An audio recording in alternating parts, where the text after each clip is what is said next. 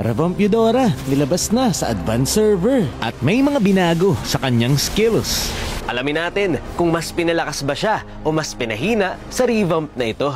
Unang-una sa lahat, yung kanyang itsura ay nabago din. May hawak-hawak na siya na wand ngayon. Maangas at mas mabilis na rin ang animation ng kanyang basic attack.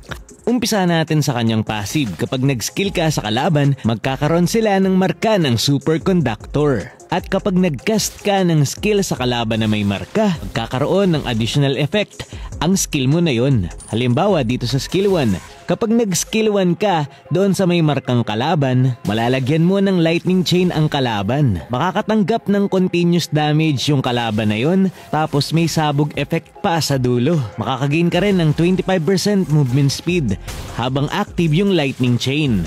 Lakas din ang damage nito kahit wala kang ultimate, pwede kang maka-takedown ng kalaban. Tignan nyo naman yung gagawin ko dito sa badang. Gumana lang yung passive ko, sumabog yung buhay niya. Ang problema lang sa lightning chain, isang hero lang ang pwede mong makapitan. Pero kapag jungle monster naman, pwedeng dalawa yung malagyan mo ng lightning chain. Pwede ring tamaan ng sabay yung hero at elemental lord.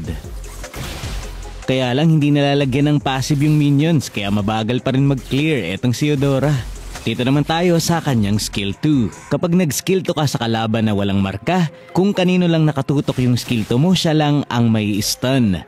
Pero yung mga malapit sa kanya ay makakatanggap ng damage. Pero kapag nag-skill 2 ka doon sa kalaban ng may marka ng passive mo, yung mga malapit sa kanya ay masasabugan din at may stun. Dito naman tayo sa kanyang ultimate, tinututok na ito sa kalaban.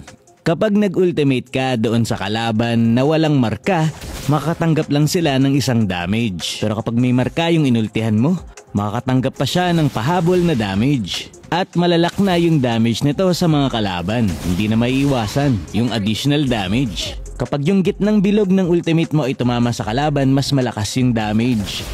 Pero kapag yung outer circle lang ng ultimate mo yung tumama, mas mahina na yung damage. Pero ang bilis mag-cast ng ultimate ni Eudora. Kahit nga tinututok na lang sa ground ang kanyang ultimate ay mahirap pa rin talagang takasan. So may dalawang combo na sa kanya. Kapag isa lang yung kalaban mo, pwede kang mag-stun muna. Tapos ultimate at skill 1. Mamaximize mo yung damage ng skill 1 mo dyan. Pero kapag marami kang kalaban, pwede kang mag-skill 1, skill 2 tapos ultimate. Para ma-stun yung mga magkakalapit na kalaban kagaya nito. Sobrang sakit ng bagong Eudora guys. Mas malaki na ang magiging ambag niya sa mga clash. Tapos kahit wala kang ultimate ay malaki yung damage na kaya mong ibigay sa kalaban. Kasi nga may bago ng passive. Pero sana mas pabilisin pa yung movement speed niya galing sa skill 1 para naman may pantakas siya. Yun lang muna for this video. Ano masabi nyo sa paparating na revamp Eudora na ito? Maraming salamat sa panonood and to God be the glory.